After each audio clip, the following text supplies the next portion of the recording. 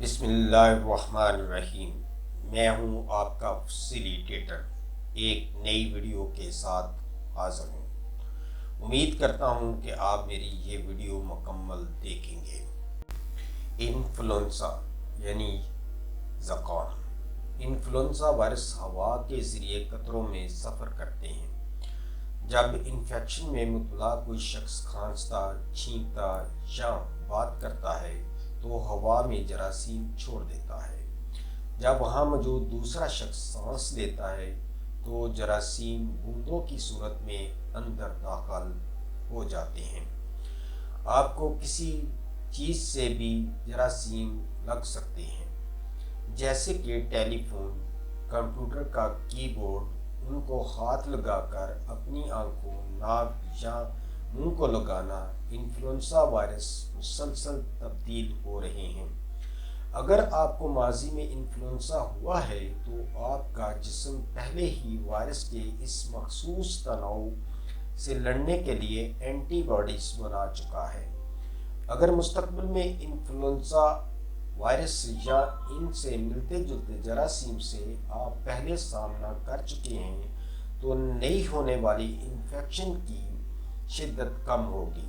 آپ نے ویکسین کروا لی ہے، لیکن وقت کے ساتھ ساتھ اینٹی باڈی کی سطح کم ہو سکتی ہے۔ انفلوئنزا کی علامات۔ اس بیماری کو فلو بھی کہتے ہیں۔ اس کی علامات زکام سے ملتی جلتی ہے، لیکن یہ زکام نہیں ہے بلکہ بڑی سخت بیماری ہے۔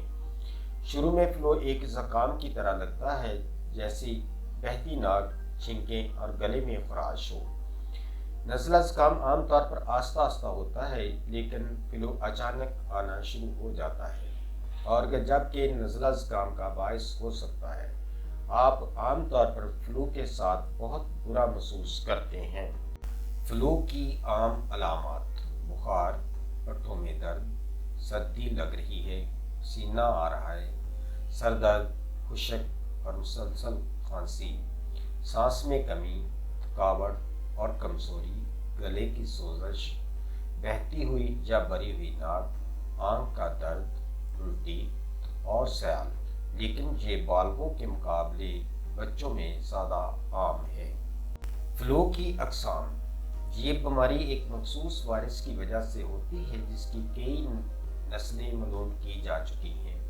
اس وائرس کے ساتھ ساتھ بیسس انفلوئنزا بھی معاونت کرتا ہے۔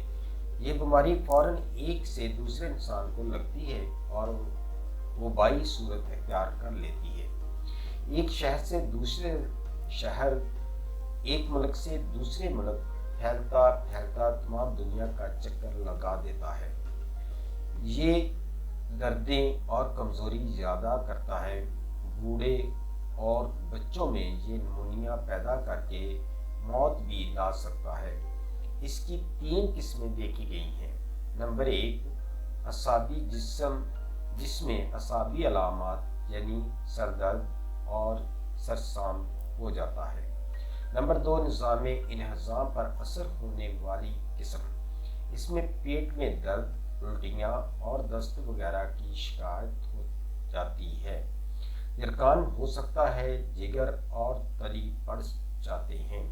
نمبر 3، نظام تنفس پر اثر انداز ہونے والی قسم۔ اس میں زکام، نمونیا اور برونکائٹس کی علامات ظاہر ہوتی ہیں۔ اس بیماری سے کون سے لوگ زیادہ متاثر ہوتے ہیں؟ حاملہ خواتین، 59 ماہ سے کم عمر کے بچے، بوڑھے، دائمی طبی حالات والے، مدافعتی حالات کے ساتھ صحت کی دیکھ بھال کرنے والے، کمزور افراد۔ فلو کی روک تھام۔ بیماری سے بچنے کا سب سے مؤثر طریقہ ویکسینیشن ہے۔ محفوظ اور مؤثر ویکسینیشن دستیاب ہے اور 60 سال سے زیادہ عرصے سے استعمال ہو رہی ہے۔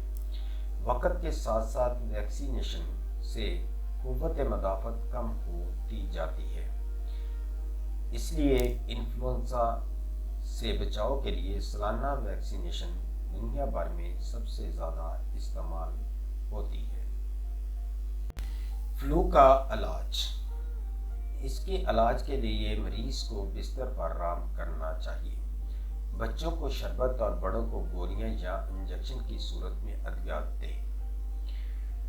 ٹیبلٹ سیرپ پیناڈول یا ٹیبلٹ سیرپ بروفن بخار کی صورت میں، سیرپ پلمونول یا سیرپ ٹیکسیلیکس کھانسی کی صورت میں، اینٹی بایوٹک دیں۔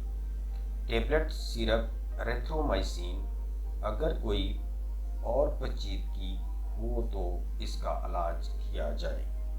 یاد رکھیں، ادویات اپنے معالج کی ہدایت کے مطابق استعمال کریں۔ اگر آپ کو میری یہ ویڈیو اچھی لگی ہے تو سبسکرائب، لائک اور شیئر ضرور کریں۔ شکریہ۔